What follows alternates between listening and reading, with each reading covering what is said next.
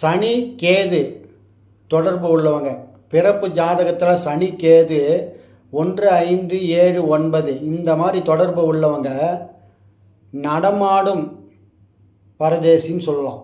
அதாவது சனினா ஒருவருடைய வாழ்க்கையில் 60% அவர் பங்கெடுக்கக்கூடிய வினையை சொல்லும்.